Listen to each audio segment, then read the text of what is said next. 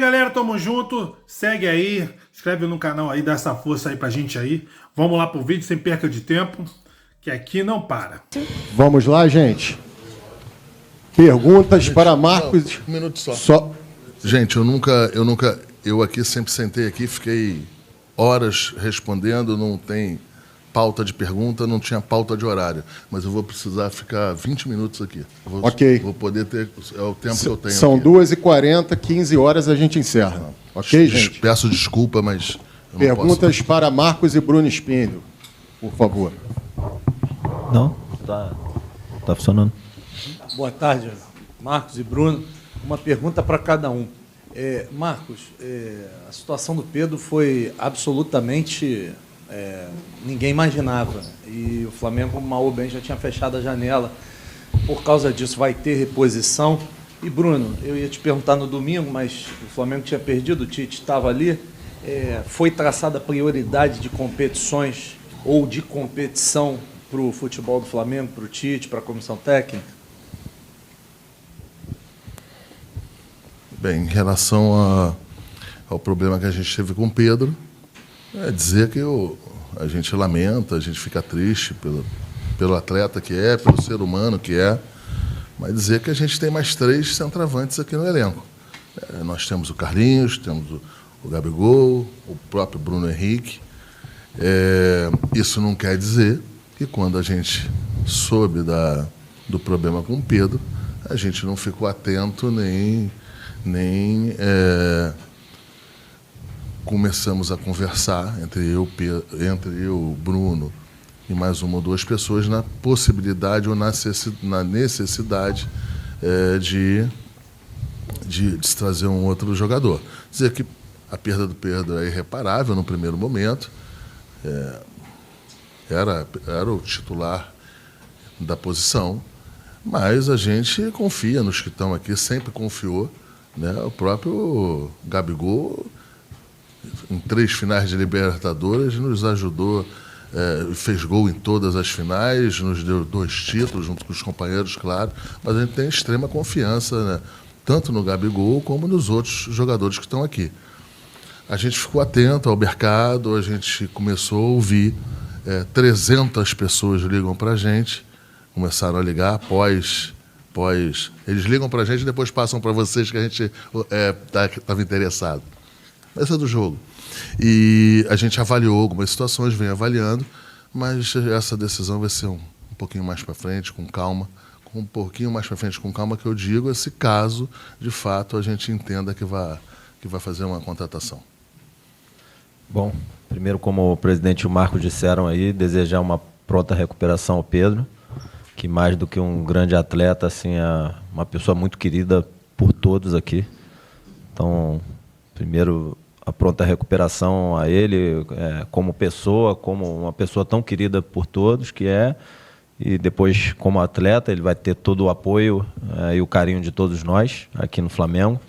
Falando sobre as competições, o Flamengo não prioriza competições. A questão das lesões gravíssimas do Matias Vinha e do Everton Cebolinha nos fez abrir o olho para o massacre que o calendário estava impondo aos nossos atletas. Então, dados os nossos objetivos, óbvio que a gente não controla, ninguém aqui controla os resultados, tem outras equipes muito fortes, sempre tem 11 do outro lado do campo, ninguém joga sozinho, você tem um adversário ou outros adversários sempre competindo pelos títulos, mas nossos objetivos aqui são lutar e vencer todos os títulos pelos quais a gente está competindo. E, nesse sentido, a gente julgou pelo massacre que o calendário estava impondo ao grupo, e as pessoas se esquecem um pouquinho, né? Depois que a coisa passa. Durante a Copa América, a gente teve uma série de atletas convocados, a data FIFA impõe esse mesmo...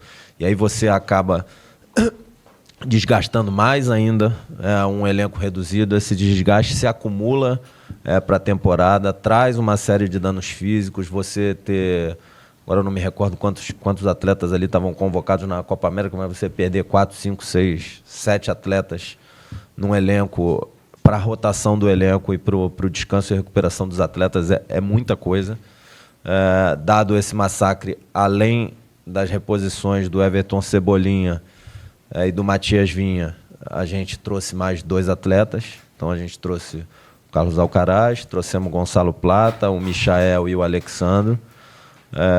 E a gente vai fazer de tudo aqui sem priorizar a competição para que a gente possa seguir vivo e lutar pelos 3 títulos. Já fomos campeões cariocas esse ano e quem sabe aí também lutar pelo Mundial no final do ano.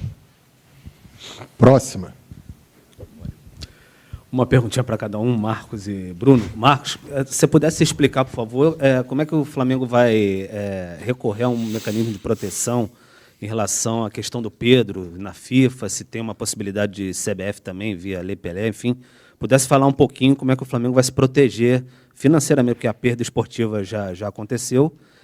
Financeiramente, como é que o Flamengo vai se proteger nesse período sem o Pedro? E para o Bruno, diante desses nomes até especulados, até nomes de renome internacional, Memphis, Depay, etc., o orçamento do Flamengo permite um investimento alto neste momento ainda para essa temporada, até diante de todos os jogadores que o Flamengo já contratou e já fez altos investimentos nessa temporada?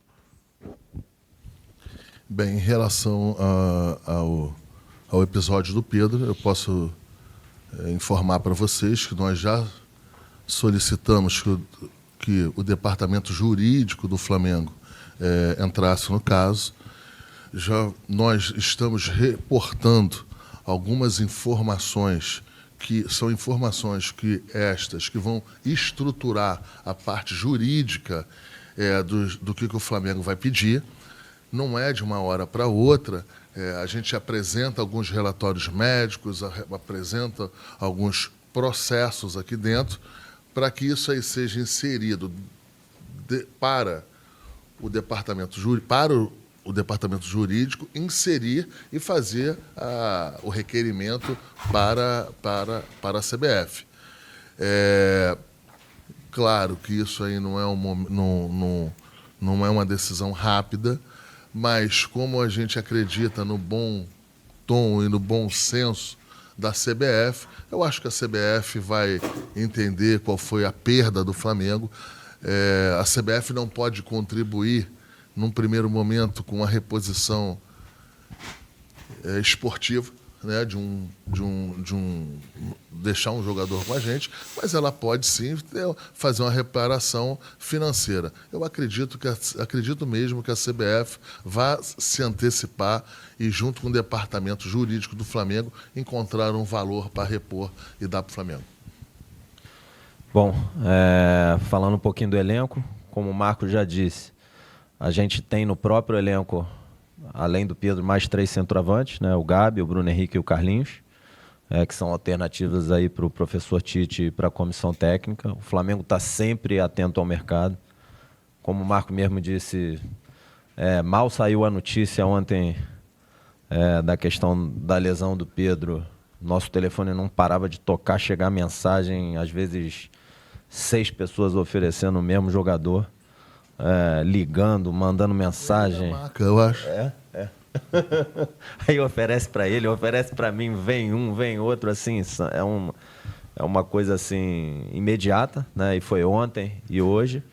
É óbvio que a questão dos recursos financeiros, e a gente é super responsável e conservador sempre em todas as decisões que a gente toma, com a liderança do presidente Rodolfo Landim, a gente é super rígido quanto a isso. Acho que ano passado a gente tinha colocado no orçamento 60 milhões de reais de receita de venda de jogador, a gente fez 303.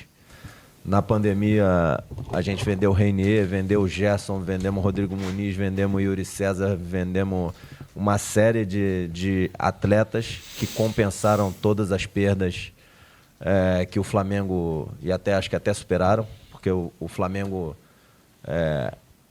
até um pouquinho depois da pandemia, ele já rapidamente foi para um endividamento menor do que o que tinha antes da pandemia para uma situação de caixa maior. O futebol com corte de custo e transferência de atleta contribuiu de forma muito relevante para isso. Então, estou falando tudo isso para explicar que, óbvio, os nossos objetivos são esportivos, de conquistar título, de dar alegria ao torcedor, mas sempre dentro da maior responsabilidade financeira possível. Então, todas as decisões que são tomadas aqui no futebol, o mercado sabe, todas as negociações com o Flamengo são muito duras, mas ao contrário de uma série de outros clubes, assinou contrato com o Flamengo, se o débito vence domingo, vai cair na sexta-feira.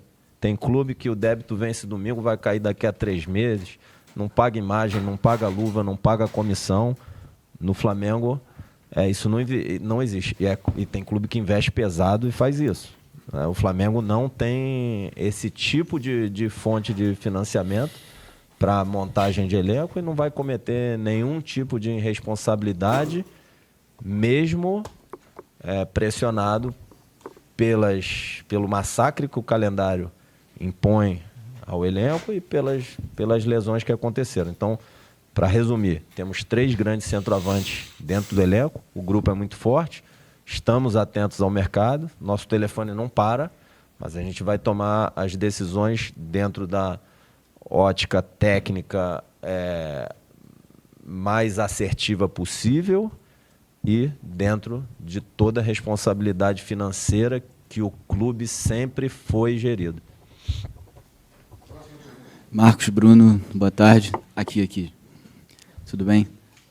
Queria perguntar especificamente para o Marcos, porque foi uma janela que foi uma montanha-russa muito grande. Inicialmente vocês tinham uma confiança no elenco, mas as lesões vieram e em determinado momento vocês sofreram muitas críticas, especialmente o Marcos, que tem uma questão do vice de futebol amador, que recentemente o BAP até foi num podcast comentar e enumerar uma questão de clubes da Europa que tem desse cargo. Queria entender como que você reage a essas críticas. Vamos lá. Primeiro, em relação ao que um candidato a presidente, que é o BAP, né, falou, em que o Real Madrid, que o Barcelona, que outros não têm vice-presidente, e com ele também não terá. Com ele também não vai ter nada, que ele vai perder a eleição. Essa é a primeira. Segundo, eu acho que é covarde a postura dele e eleitoreira. Por quê? Ele, quando chegou em 2013, ele nunca apresentou esse discurso para nenhum conselheiro do Flamengo, nenhum jornalista. Ele não apresenta esse discurso absolutamente para ninguém. O presidente anterior teve, que parece, 5 vice-presidentes de futebol. Tiveram um pouquinho de título, mas tiveram 5 vice-presidentes de futebol. Esse atual presidente teve um pouco mais de título, acho que 13, 14, e teve 1 vice-presidente de futebol. Então, mas o que ele tem que falar é que isso aí está no estatuto do Flamengo, né? É uma covardia a maneira com que ele dá o tom e a maneira com que ele fala. Porque, mais uma vez, ele, em 2013, ele teve lá, ele apoiou o Valim, ele apoiou o Robel, ele apoiou vários, me apoiou. No dia que eu estava na posse de vice-presidente de futebol, ele estava também assumindo uma vice-presidência. Em nenhum momento ele falou de vice-presidência de futebol. Mas eu entendo, é do jogo, é covarde, mas nem o torcedor é bobo, nem os jornalistas são bobos, nem os conselheiros são bobos. Todo mundo sabe que é eleitoreiro do que ele está falando e que não é de coração. Ele deu apoio para mim, me abraçou, estamos juntos. Depois eu achava que ele queria um pau-mandado comigo não anda. Eu não sou pau-mandado de ninguém. Entendeu? Eu tenho um chefe, eu tenho hierarquia, e muitas vezes eu deixo a minha posição, deixo para o presidente Rodolfo Landim, mas daí a fazer o que o nosso querido BAP, na época em que ele estava junto, ou comigo, ou com os outros vice-presidentes, é diferente. Então é eleitoreiro, é do jogo. E quanto à janela, eu acho que a torcida do Flamengo tem que entender, os sócios do Flamengo têm que entender, os conselheiros, que os números do Flamengo nessas janelas são números diferentes, são números consideráveis. A gente precisa e muito ter atenção no que se está fazendo. A nossa concorrência em relação aos jogadores que a gente traz para cá são concorrências de outros clubes da América Latina, outros clubes da Europa, que também têm suas posições, também têm as suas necessidades em relação à parte esportiva. Então, a gente procura fazer com calma, com tranquilidade, de uma maneira segura para o Flamengo, e assim, e que envolve fusos horários, situações, os advogados que, quando começam a também pós-estruturação da parte financeira, os advogados começam a ter que botar isso no papel, requisitam A, requisitam B, a gente cede, às vezes o nosso jurídico não deixa a gente ceder A e B. Então, assim, é muito difícil, só que eu acho que a gente, nessa janela aí que passou e nas outras janelas, eu acho que a gente fez um bom trabalho. Um ponto também bem eleitoreiro e covarde que estavam se falando era na situação de que a gente não tinha contratado absolutamente jogador nenhum. Isso não era verdade. E a torcida do Flamengo disso sabe. A gente, no começo do ano, a gente adiantou essa janela. A gente trouxe o Alcaraz, a gente trouxe o Vinha, trouxemos o De La Cruz, o Ortiz. Então, eu acho que depois, num segundo momento, a gente complementa essa janela com o Alcaraz, com os jogadores aí, o Alexandre, com o Michael, o La Plata. Então, assim, as pessoas têm que entender que quando a gente começa um processo, muito difícil de não vazar, porque quando você fala com a outra parte chega e tem que falar com a área de comunicação, com a área jurídica, falam com os parentes se querem ou não virem para o Brasil, porque é uma decisão de vida. O Alexandre, que estava aqui, ele não tinha que decidir só se queria jogar no Flamengo ou não. Lógico que ele queria desde sempre jogar no Flamengo, mas ele tem que ter uma decisão primeira, se ele quer morar no Rio de Janeiro e morar no Brasil. Então, assim, são situações que não cabem a gente decidir. Não cabem e muitas das vezes a gente quer dar celeridade, mas a gente entende que se a gente requisitar essa celeridade, ela pode atrapalhar nas negociações. Então, a gente, às vezes, deixa um pouco o jogador, a família do jogador, o empresário, até mais à vontade de fazer alguns ajustes no mercado e vendo que a situação e que a posição do Flamengo é uma posição firme, forte e que é um melhor projeto. Não foi o que eu falei. O Alexandre aqui acabou de falar que ficou feliz com o projeto apresentado para ele. Outros clubes aqui no Brasil apresentaram. Não sei se é verdade ou não, parece que o São Paulo apresentou. E ele, depois, num segundo momento, ele entendeu que deveria vir para cá. Tem que ter paciência, tranquilidade, e tenho certeza absoluta que com qualquer pessoa que esteja aqui, vai precisar de tempo para as decisões e, independente de ser o amador, que querem sempre demonizar, ou o profissional. Os profissionais que passaram aqui são profissionais sérios. O Bruno é uma pessoa que é o meu parceiro desde sempre, é o profissional que mais ganhou, parece que no futebol brasileiro, nos últimos 5, 6 anos. Então, os números estão aí para dar respaldo a quem me deixa aqui ou me deixou aqui durante o seu mandato. Porque parece que é da maneira que foi, parece que foi uma tragédia. Tragédia a gente viu um tempozinho para trás aqui, que já tinha dinheiro, mas não tinha título. Só, assim, colocar um pouco outro ponto de vista. Eu acho que no futebol, na vida, não tem só uma maneira de você atingir os objetivos, né? Para a gente é muito claro aqui, através da liderança do presidente Rodolfo Landim, e óbvio que isso está no nosso sangue também, mas a liderança dele é o que é mais importante para direcionar, que o objetivo de todos nós aqui é vencer e conquistar título. Não tem uma maneira só. E aí, nesse sentido, eu acho que as pessoas têm que ser julgadas pelo seu trabalho e pelos seus resultados. Sem, de novo, porque às vezes o que eu vou falar pode parecer arrogante, não é para ser arrogante, não é para, de forma alguma, não reconhecer a história do Flamengo que existe para trás. O Flamengo tem 3 títulos de Libertadores e 4 finais. Sob a liderança do presidente Rodolfo Landim, o Flamengo foi a 3 finais de Libertadores, ganhou 2 finais. Dos 8 brasileiros, 2 foram sob a liderança dele. As 2 Supercopas sob a liderança dele, 1 Recopa. Fomos a 2 Mundiais. Acho que é a primeira vez na história, 2 finais de Copa do Brasil. Das 4 Copas do Brasil, 1 sob a liderança do presidente Rodolfo Landim e do Marcos. Eu acho que é a primeira vez que o Flamengo vai a 6 finais de campeonato carioca seguidas. Vencemos 4 das 6 finais. Tudo isso com toda a responsabilidade financeira do mundo. Quando foi, e assim, praticamente todas as compras foram financiadas por venda.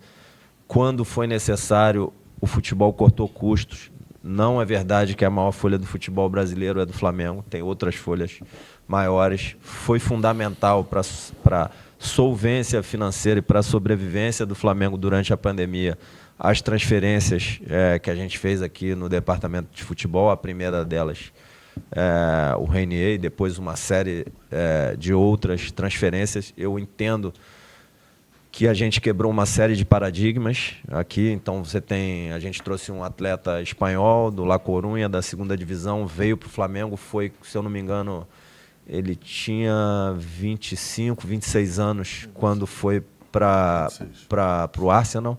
Então, ele veio do La Coruña, na 2ª divisão da Espanha, foi campeão da Libertadores, campeão brasileiro pelo Flamengo e foi para o Arsenal.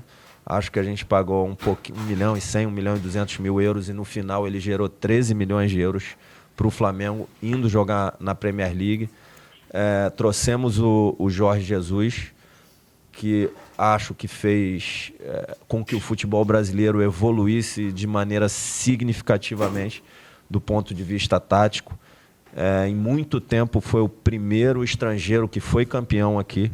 Então acho que era talvez o único treinador estrangeiro na Série A do brasileiro quando a gente trouxe. Em um determinado ano depois da gente trazer o Jorge Jesus, tinham 13 clubes com treinador estrangeiro. Eu não estou desmerecendo o treinador brasileiro, eu só estou dizendo que a gente quebrou um paradigma e depois foram se copiando essas ideias. E uma série de outros paradigmas aí que a gente foi quebrando. Trazer o Carlos Alcaraz, que tem 21 anos, que arrebentou nos primeiros 6 meses que ele jogou no Southampton ali na Premier League, depois foi para a Juventus, voltou para o Southampton de novo na Premier League. Trazer um jogador dessa idade da Premier League para o Brasil, e aí a gente não está falando de valor de investimento, a gente está falando de projeto. É um jogador que foi para a Juventus de Turim, que tinha proposta da Lazio, que tinha proposta de uma série de outros clubes na Europa, e pelo projeto esportivo, não foi pelo lado financeiro, ele escolheu vir para o Flamengo. Então, você tirar um jogador da Premier League na idade que ele está e trazer para o Flamengo, para um clube no Brasil, na América do Sul, é uma quebra de paradigma. Como o Marcos sempre diz, o trabalho de trazer um atleta, ele não, é o contrário do que as pessoas falam. O dinheiro é depois. Primeiro você tem que convencer do projeto, tem que convencer do clube, da estrutura, parte esportiva, para a família dele, etc. E depois que ele está convencido, é que entra o dinheiro. Ou vocês acham que o Flamengo pode competir com a Arábia Saudita, com o clube de Premier League, com o clube que joga Champions? Não tem como competir financeiramente com esses clubes. E depois a gente é muito responsável financeiramente. E não tenham dúvida que o sucesso esportivo é a base. E, óbvio, todas as áreas do Flamengo são super bem administradas, muito bem tocadas, muito bem administradas, muito bem geridas, mas o sucesso esportivo é a base de todo o crescimento de receita do Flamengo. Então, quando o presidente Rodolfo Landim entrou no clube, a receita, se eu não me engano, era em torno de 500, 600 milhões de reais. Hoje, ano passado, acho que bateu 1 bi 300, 1 bi 400, 300 milhões de reais de lucro. O futebol, o sucesso esportivo, a qualidade do investimento, a assertividade, todos os atletas, isso é raríssimo no mundo, que o Flamengo fez um investimento mais elevado, os atletas performaram, entregaram aqui para o clube, alguns foram para a seleção e tem toda uma estrutura de profissionais aqui dentro que colabora e dá suporte à comissão técnica, aos atletas e todas as decisões que nós tomamos aqui, em última instância, o presidente Rodolfo Landim toma. Então, você tem, por exemplo, uma área que a gente está fazendo muito investimento agora, que é uma área que tem crescido muito no mundo, é a área de análise de dados. Então, tem toda uma área de TI, que a gente está fazendo investimento por trás dessa área, e uma série de... Já temos, só aqui dentro do futebol, 4 pessoas nessa área de análise de dados, e a gente trouxe um profissional de outro clube para ser o gerente dessa área de análise de dados. Então, tem profissionais qualificadíssimos em todas as áreas aqui do clube e que a gente vai sempre buscar aperfeiçoar, que sejam profissionais melhores. Tem alguns profissionais que saem para o mercado, 2 profissionais aqui que saíram para uma função, vamos dizer assim, hierarquicamente, que estava acima da que ele estava aqui para um outro clube, outro para a seleção brasileira. Então, a gente trabalha muito na formação, na qualificação dos profissionais e através desse trabalho, é óbvio, sempre dá para fazer melhor, sempre dá para fazer melhor. A gente fica frustrado, a gente fica com raiva quando não vence, todos aqui. A gente queria ganhar tudo, mas a gente tem que ter muita frieza para analisar o trabalho, o desempenho, os resultados, para não tomar a decisão errada e não andar para trás. A gente tem que saber aonde a gente pode evoluir para o passo ser para frente. Não agir somente com a emoção e instinto, sem estar baseado em dados e fatos para tomar decisão. E assim, poderia ser melhor, sempre pode. Mas eu acho que assim, a gente conquistou bastante títulos ao longo desse ano. As razões estão aí. A razão principal, ela não é financeira. Não é financeira. São uma série de decisões que foram tomadas em termos de assertividade em diversas áreas aqui do futebol, da qualidade e da capacidade das pessoas que estão aqui dentro, das decisões do Marcos, do presidente Rodolfo Landim. E eu sou grato ao Reinaldo Belotti, ao Marcos e ao presidente Rodolfo Landim pelas oportunidades e pelo apoio que sempre me deram e pelo privilégio que eu tenho de estar no cargo que eu estou, no clube que eu estou. E agora é continuar trabalhando e, depois de conquistar o Campeonato Carioca esse ano, espero que a gente possa seguir lutando e trazer os títulos que estão pela frente aí, quem sabe um sonho de mais 4 títulos esse ano ainda. A gente tem tempo aqui para mais 2, talvez. Obrigada. Bruno, vou direcionar você, porque você respondeu um pouco disso anteriormente, mas, Marcos, fica à vontade para falar. Você comentou que o Flamengo vai seguir com essa prioridade das 3 competições, né? No caso, não vai priorizar nada, vai continuar em busca dos 3 títulos. Eu queria entender se isso é uma decisão do futebol só, eu falo futebol, você, mais o presidente Rodolfo Landim e o Marcos, ou isso também é uma decisão em conjunto com a comissão técnica? Olha, o direcionamento de priorizar ou não priorizar é sempre uma decisão do clube, né? Então, a decisão do clube é não priorizar. E, por exemplo, quando se fez o planejamento desse ano, a gente colocou para o Tite que o Campeonato Carioca era uma competição, porque eu vi que fizeram perguntas em algumas coletivas, era uma competição que o Flamengo priorizava e desejava vencer. E assim foi feito.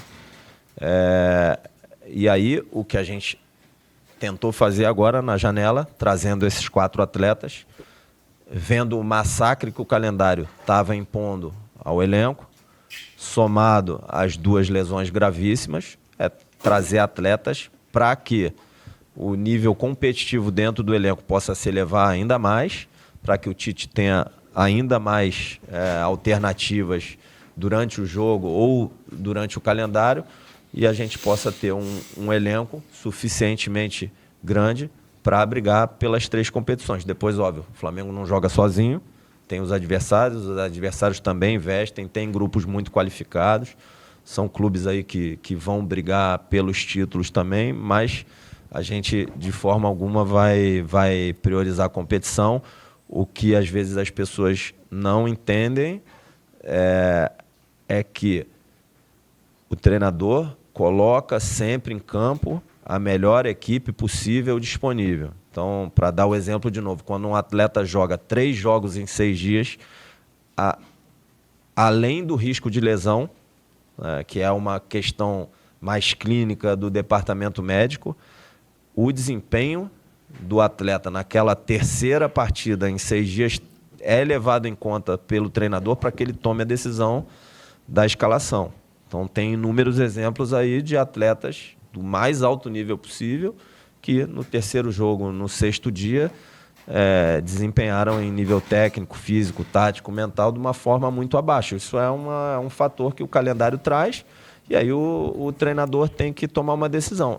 E também, assim, o calendário impôs esse massacre, somado às seleções, tem uma série de decisões aí que, pelas lesões e por esse massacre do calendário, o treinador teve que tomar, que nada tem a ver com priorizar uma competição ou outra. O calendário, as lesões, o cansaço e a performance que impuseram. E, de novo, o professor Tite já falou isso, a gente é muito grato e elogia muito o comprometimento dos atletas que se colocaram à disposição no momento que se fez necessário pelo massacre do calendário e pelas demandas das seleções que desfalcaram de forma muito severa o Flamengo para executar outras funções que, por vezes, eles não executavam há muito tempo nas carreiras deles ou nunca tinham executado.